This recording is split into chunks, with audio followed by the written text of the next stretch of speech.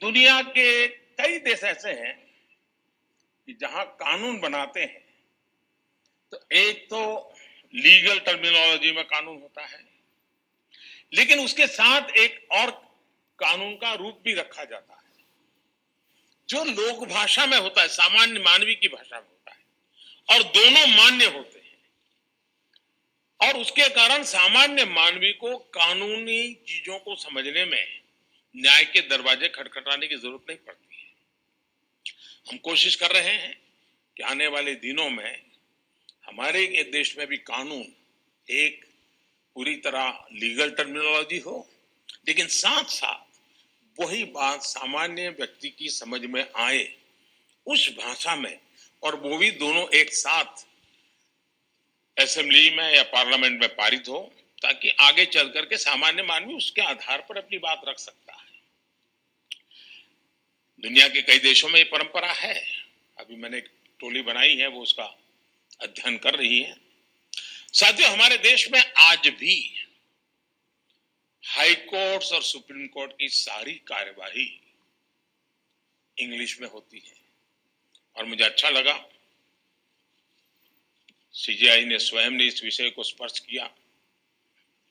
तो कल अखबारों को पॉजिटिव खबर का अवसर तो मिलेगा अगर उठा ले तो।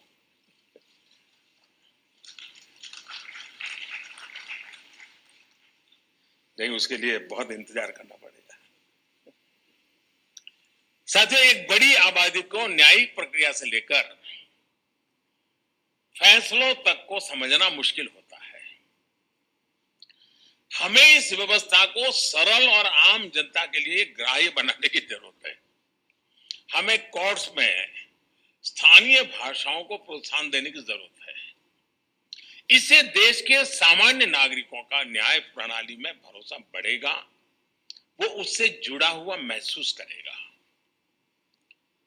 अब इन समय हम एक कोशिश कर रहे हैं कि टेक्निकल एजुकेशन और मेडिकल एजुकेशन मातृभाषा में क्यों नहीं होना चाहिए। हमारे बच्चे जो बाहर जाते हैं, दुनिया की वो भाषा कोशिश करते हैं पढ़ करके फिर मेडिकल कॉलेज की, तो हम हमारे देश में कर सकते हैं। और मुझे खुशी है कई राज्यों ने मातृभाषा में टेक्निकल एजुकेशन, मेडिकल एजुकेशन के लिए कुछ इनिशिएटिव लिए हैं। तो आगे चल करके उसके कारण गांव का गरीब का बच्चा भी जो भाषा के कारण रुकावटें महसूस करता है, उसके लिए सारे रास्ते खुल जाएंगे। और ये भी तो एक बड़ा न्याय है, ये भी एक सामाजिक न्याय है।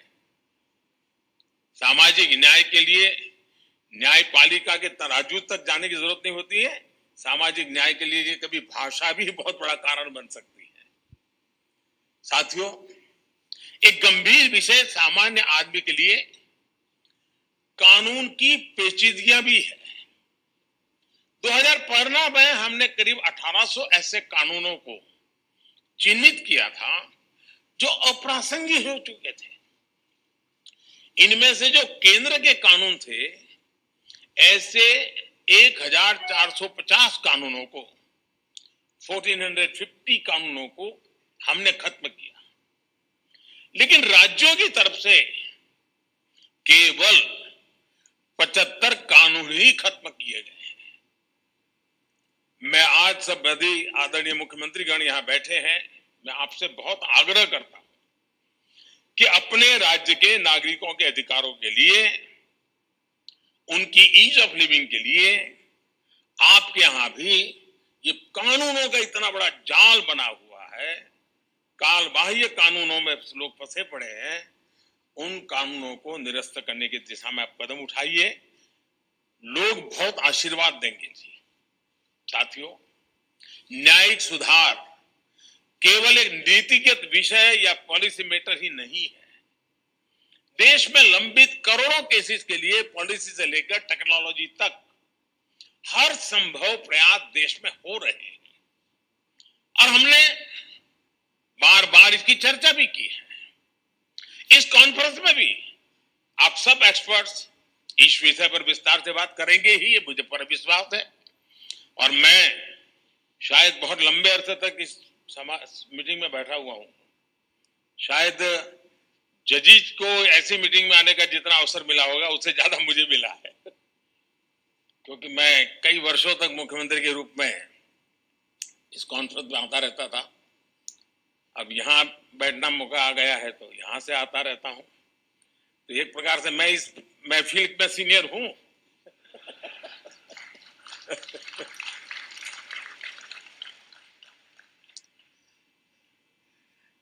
साथियों, इस विषय में जब मैं बात कर रहा था तो मैं मानता हूं कि इन सारे कामों में मानवीय संवेदनाएं जुड़ी हुई है। मानवीय संवेदनाओं को भी हमें केंद्र में रखना ही होगा। आज देश में करीब 3.5 लाख प्रिजनर्स ऐसे हैं जो अंडर ट्रायल है और जेल में है। इनमें से अधिकांश लोग गरीब या सामान्य परिवारों से। हर जिले में डिस्ट्रिक्ट जज की अध्यक्षता में एक कमेटी होती है ताकि इन केसेस की समीक्षा हो सके, जहां संभव हो बेल पर उन्हें रिहा किया जा सके। मैं सभी मुख्यमंत्रियों और हाई कोर्ट के जजेस से अपील करूंगा कि मानवीय संवेदनाओं, उन संवेदनाओं और कानून के आधार पर इन मामलों को भी अगर संभव हो तो प्राथमिकता दी जाए। इसी तरह न्यायालयों में और खासकर स्थानीय स्तर पर लंबित मामलों के समाधान के लिए मध्यस्थता, मीडिएशन भी एक महत्वपूर्ण जरिया है। हमारे समाज में तो मध्यस्थता के जरिए विवादों के समाधान की हजारों साल पुरानी परंपरा है। आपसी सहमति और परस्पर भागीदारी, ये न्याय की अपनी एक अलग मानवीय अवधारणा है। अगर हम देखें तो हमारे समाज का वो स्वभाव कहीं ना कहीं अभी भी बना हुआ है। हमने हमारी उन परंपराओं को खोया नहीं है। हमें इस लोकतांत्रिक व्यवस्था को मजबूत बनाने की जरूरत है। और जैसे चीफ साहब ने ललित जी की तारीफ की, मैं भी करना चाहूंगा।